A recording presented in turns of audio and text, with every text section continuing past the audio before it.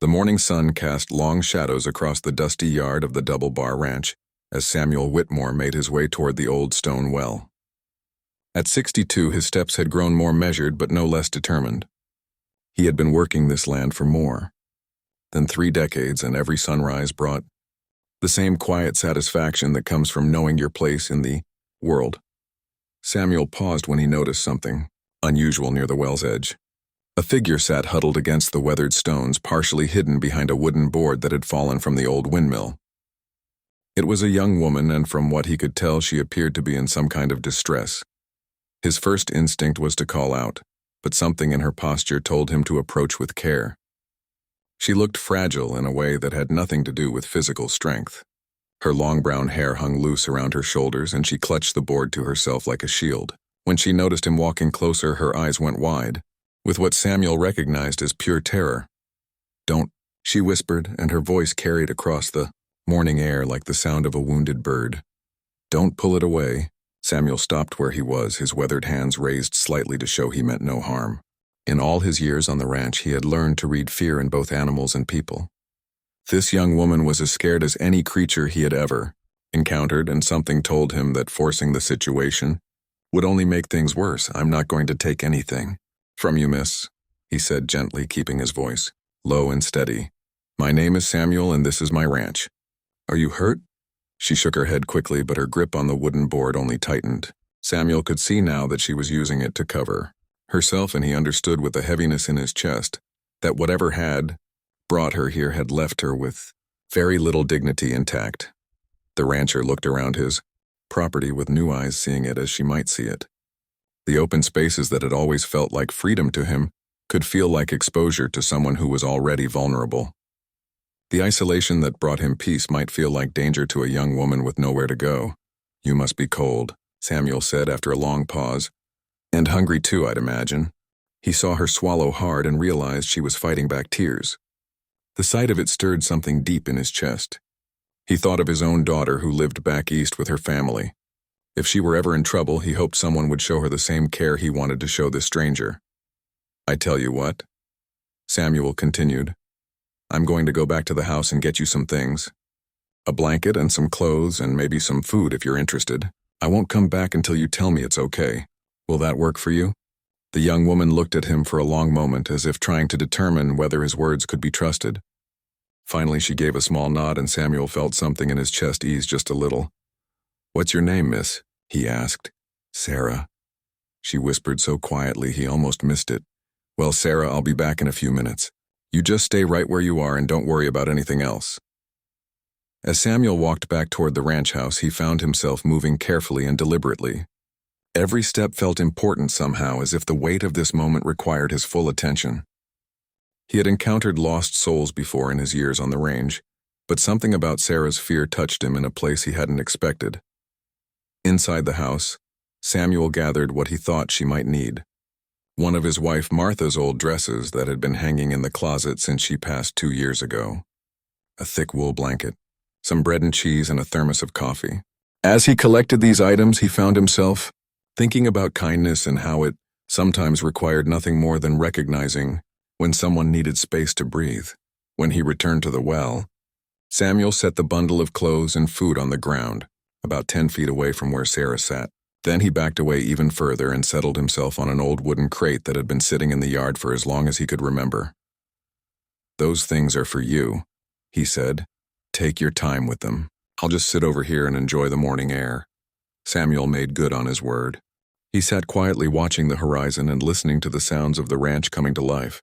His horses moving in the distant pasture, the windmill creaking in the gentle breeze, the soft sounds of Sarah moving carefully toward the bundle he had left for her.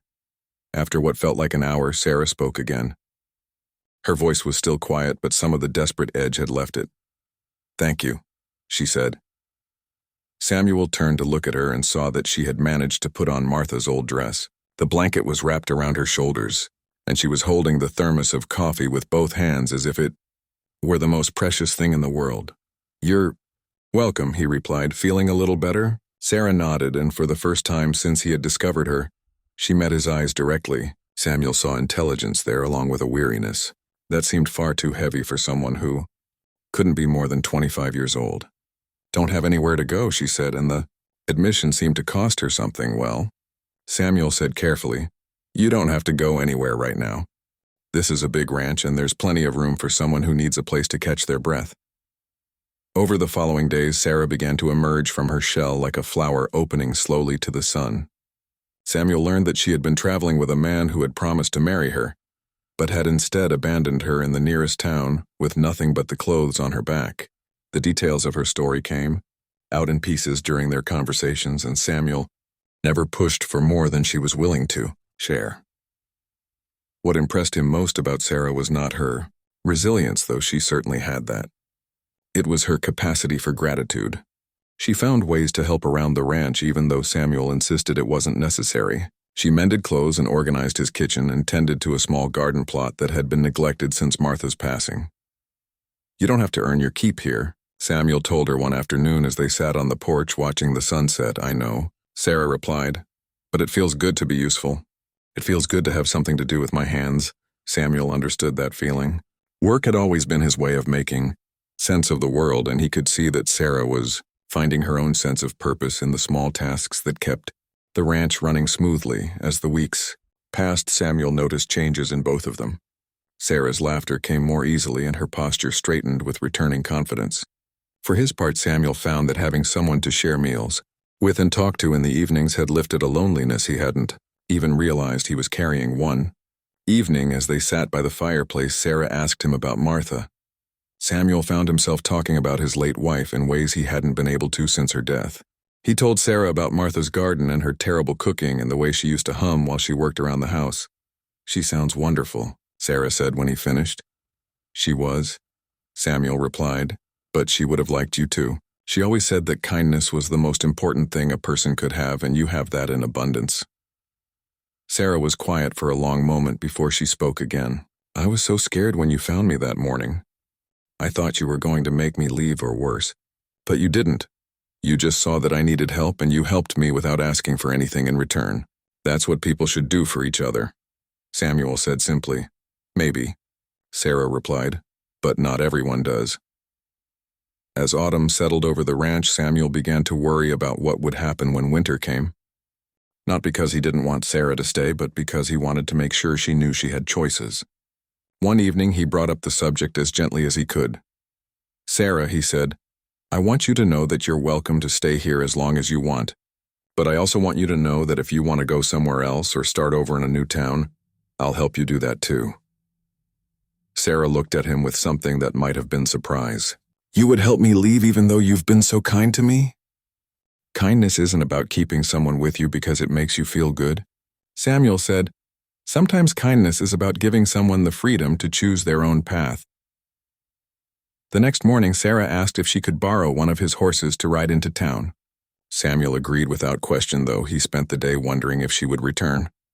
As evening approached and he didn't see any sign of her on the horizon, he began to accept that she had chosen to move on with her life.